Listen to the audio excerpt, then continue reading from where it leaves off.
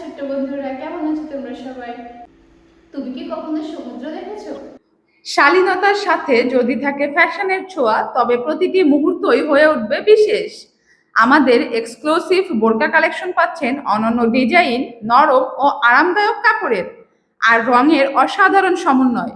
যে বোরকাটাই বেছে নিন না কেন, তা আপনাকে দেবে আভিজাত্য আর আপনার ব্যক্তিত্বে আনবে নতুন আত্মবিশ্বাস।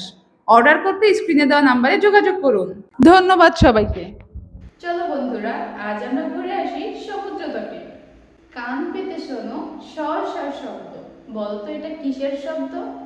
হ্যাঁ, তুমি ঠিকই ধরেছো, এটা সমুদ্রের ঢেউয়ের শব্দ। সমুদ্র তটে গেলে আমরা আরো অনেক কিছু দেখতে পাবো, যেমন বালুকণার তৈরি বিশাল সমুদ্র তট। জানো কি, 1 ফুট বালুতে লাখ লাখ ছোট পাথর থাকে। আরো থাকে রঙিন শামুক ও ঝিনুক, যেগুলোর ভেতরে ছোট প্রাণী বাস করে। নারকেল গাছ, যা লম্বায় হয় প্রায় 25 মিটার।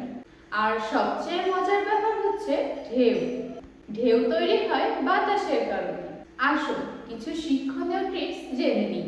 সমুদ্রের পানির স্বাদ নোনা হয়, কারণ এতে থাকে লবণ। তোমরা জানো কি, এই লবণ আমাদের রান্নার লবণের মতোই। চলো অনুভূতির একটা খেলা খেলা যাক। চোখ বন্ধ করো। তুমি কি শুনতে পাচ্ছ ঢেউয়ের শব্দ, বাতাসের গন্ধের নোনা ভাব, বালুর উপরে পা দিলে একটু ঠান্ডা ঠান্ডা লাগা? কেন জানো? কারণ বালি তাপ ধরে রাখতে পারে না, তাই রোদে গরম হলেও নিচের বালি ঠান্ডা থাকে।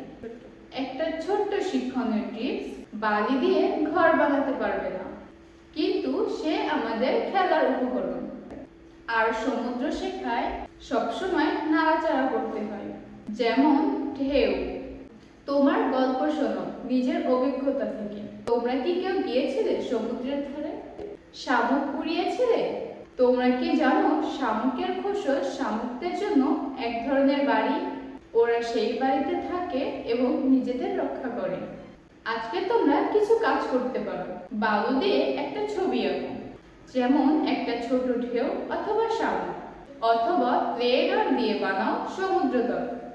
তুমি চাইলে একটা সমুদ্রের বই বানাতে পারো, যেখানে আঁকতে পারো তুমি যা যা দেখেছো। তাহলে ছোট্ট বন্ধুরা, আজকে আমরা কি কি শিখলাম বলো তো?